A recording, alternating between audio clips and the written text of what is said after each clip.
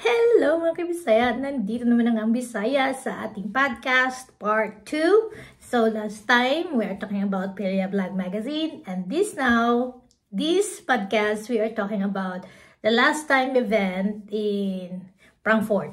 So sa nag-follow sa akin sa Facebook, nakikita nyo na nagsishare ako ng mga pictures, ng video clips about the Frankfurt event, di ba? And then, sa YouTube naman, may video blog ako doon. So guys, yung sa Frankfurt pala, i-share ko yung sa inyo yung sa book fair. Yung sa book fair na event. Actually, yung book fair, wala yun sa plan na pupunta kami doon. Kasi yung plan namin talaga, just to go to Frankfurt, visit the city, pupunta sa jeepney journey, kakain ng Filipino food, magagala, yun lang naman talaga. So, no plan about the Frankfurt Book Fair.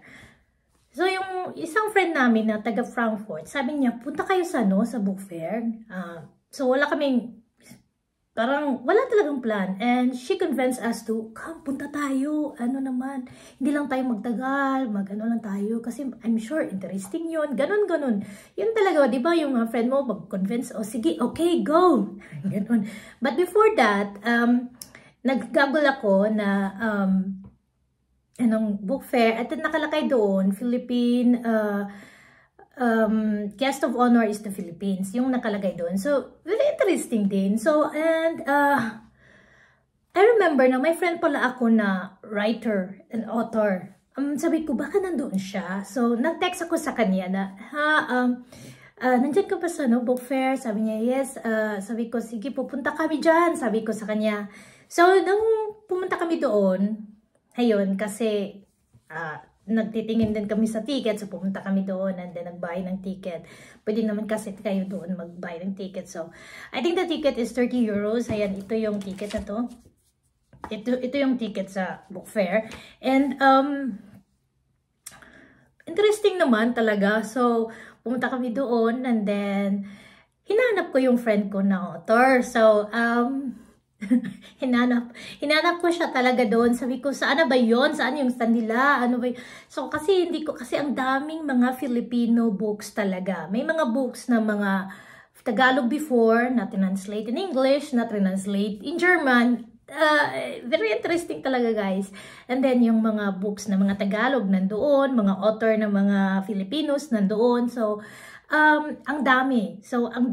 And, may mga Pilipino tayo doon nandoon, nagbibinta ng mga libro. Sila yung mga, parang mga doon, nag-ano sa mga customers, ayan, ganyan. So, may mga product din tayo mga Filipino nandoon, no? So, parang, ganun ba? So, Filipino culture talaga. And then, hayun, after mga 20 minutes yata yung nag-ano ko sa kanya, naghanap. Nakita ko rin siya. And then, of course, I'm happy to see her. And alam nyo guys, exciting kasi tagal ko na siyang hindi nakita. Hindi ko natagal. Ang tagal ko nang hindi siya nakita. For I think almost 5-6 years. So, and then nakita ko siya doon. Then, alam niya naman pumunta kami. So, I'm sure she's happy. And of course, shout out to you, Miss Maria Rinkel. Ayan, siya yung author sa book na binili ko. And of course, I'm going to share the book. Yeah, very interesting ang book, guys. And I was planning to buy this book actually since March. Kasi nakikita ko na yung book niya na may pinapublish siya na book. So, and then, pero hindi ko alam na may pangalawang book pala siya. And then, ako sa kanya kasi interesting kasi yung book na first niyang na-publish is, or yung pinakita niya sa akin last March is, very nice, maganda yung cover, maganda yung, interesting yung yung cover niya, yung cover picture, and, parang parang na-in love ako sa first time ng cover sa book kasi fresh yung ginagawa ng AI. So, I love it. So, the color combination, and of course, it's a big book. So, para siyang magazine. But, it looks pretty. So, and then, nakikita yun sa pamangkin ko na sa Pilipinas. Sabi niya, gusto ko din yan. Sabi ko, sige, we will buy for you. I will buy for you.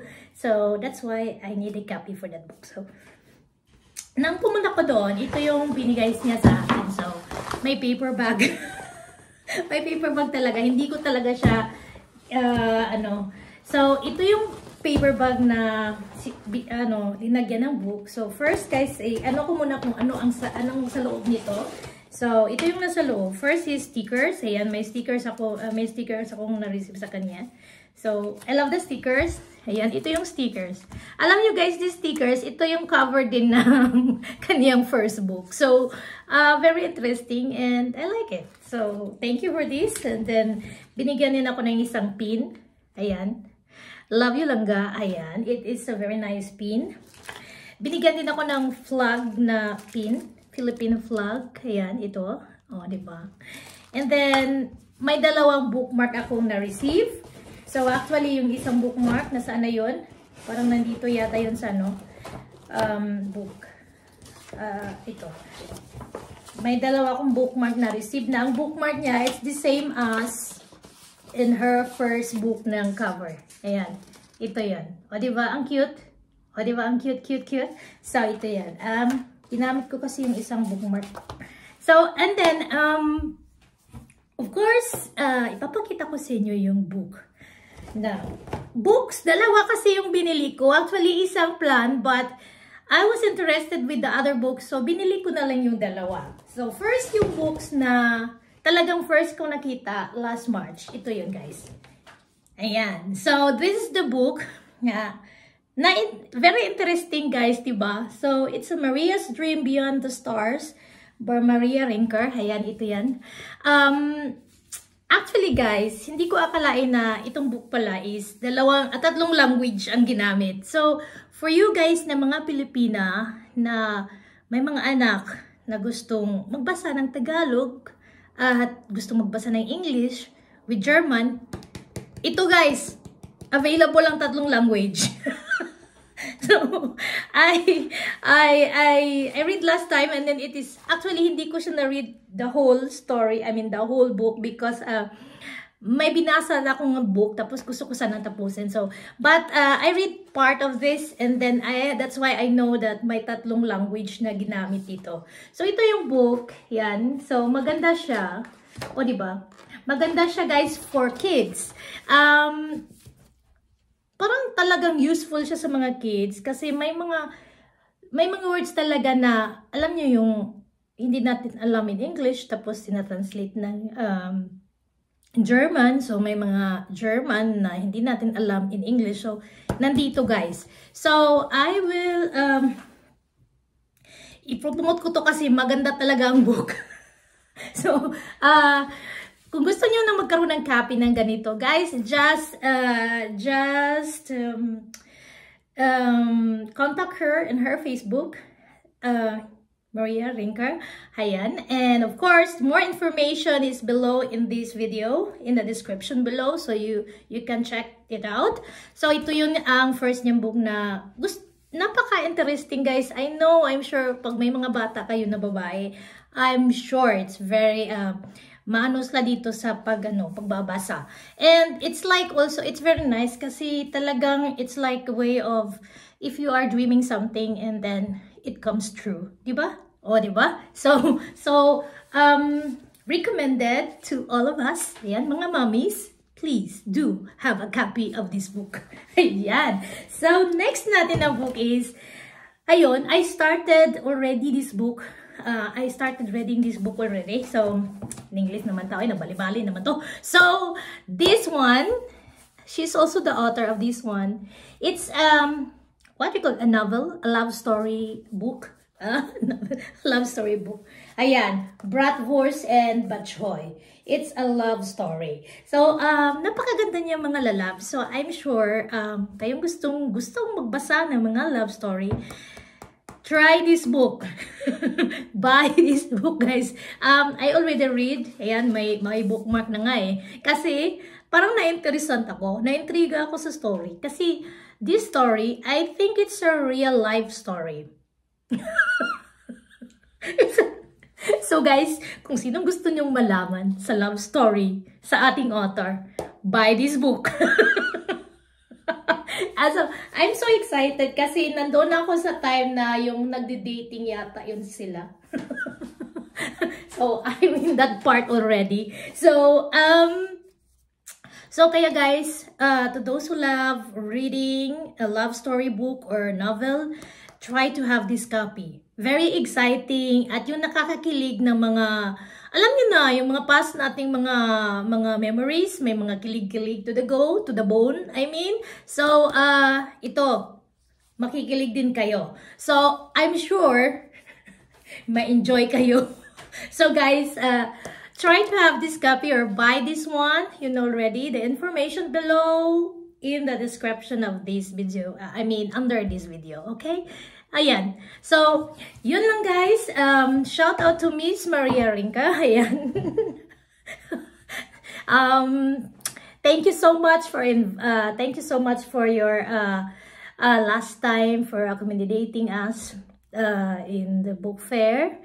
So, I know you're too busy, but thank you for that time talaga, Sisikoy. Ayan. So, guys, don't forget to check these books and buy and have your copy now. So, ayan. So, recommended from Ang Bisaya sa Alemania. Okay? So guys, yun lang ang aking podcast or part 2. Yun lang. Kasi nang nabili namin siya. So, after that, bumili sa book. Umuwi na din kami kasi malayo-layo pa yung travel ko. So, I'm the one who drives. So, I think it was 3 hours driving. Tapos, ano lang, alam mo na, ang hirap mag-drive, uy! Ang hirap mag-drive. 3 hours yata yung drive namin. But, what we call that one, it's worth naman. Kasi naman, na-enjoy kami sa travel, na-enjoy kami sa mga ginagawa namin. So, I think it's like, that was a very nice experience, guys. So, yan lang ang aking podcast ngayon. So, I share my story about the last time book fair. So, I hope to see you again in my podcast. See you then. Bye!